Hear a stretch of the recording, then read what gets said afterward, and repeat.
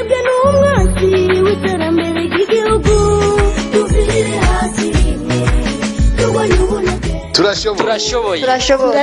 turashoboye ni ikiganiro gica ku rubuga rw'intara ya Gitega, aho duha akanya abenegihugu bo mu ntara ya Gitega bakayagira abandi ibyo bariko bararangura. Kaze no mu kiganiro turashoboye. Wilbert Dusabe ni umwe mu gwaruka ruriko ruriteza imbere biciye mu kwirondera akazi. Avuka muri komine ya Giheta, akaba akora ubworozi bw'amafi n'ubw'inkoko ndetse aranarima kijambere. Nyuma yo kurangiza amashuri ya kaminuza akaja hirya no hino arondera akazi akabura, yafashe akanya ko kwiyumvira bituma atora kwirangurira imigambi yiwe bwite. Yahisemwo kwikorera ubworozi bw'amafi yo ku mitumba. Uretse ivyo asanzwe akora n'ubworozi bw'inkoko n'ibindi bitungwa nk'ingurube, impene, intama ndetse n'inka. Akaba asanzwe anarima kijambere. Amenyesha ko ubu nawe asigaye ari mu batanga akazi. Kurikirana zimwe mu mpanuro yahaye urundi gwaruka mu ihuriro ry'ugwaruka ryabereye Igitega kw'igenekerezo rya 8 rya 9.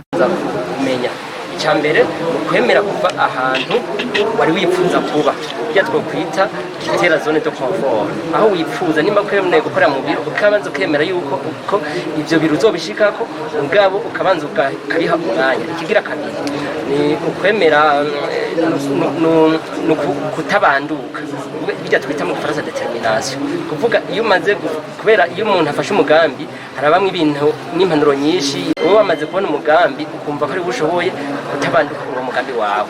Cyo shatse kuvuga ubwo ugiye kumviriza abantu cuba ucoro kwitabara baratora.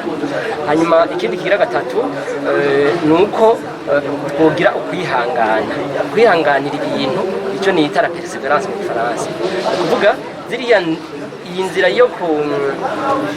yo kwiteza imbere irimo intambamyi nyinshi, sinziri iharuye.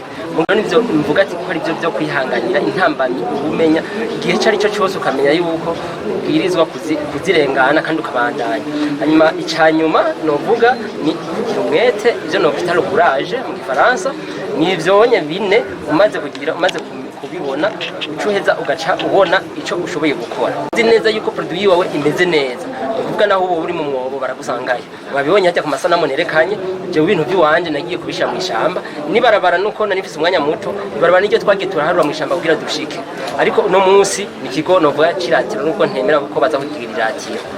Ego ico ivyo rero nivyo no hanura ugwaruka kugira ngo ushobore kwiteza imbere ubanje gukora izo ntambamye zihari. Hanyuma bijya bindi byose amafaranga, abantu, isi, iki n'ibintu novuga ko biza ari nk'urugo rukikuje umutahe w'ibanze. Urugo rero mubazi neza izijya ngo za kera barashobora gusokora bakagenda gucana mu gihe inkwi atazihari bagasubizako. Ukuvuga rero bijya bintu byose ni ibintu wikorako mu gihe wa mutahe wawe w'ibanze hageze kubikoresha. Kuvuga rero mutahe w'ibanze ugizwe n'umuntu, umwanya, amagara meza n'ubwenge, nivyo bintu Imana yaguhaye. Ibindi byose no kugira ibindi byose nibiza bico.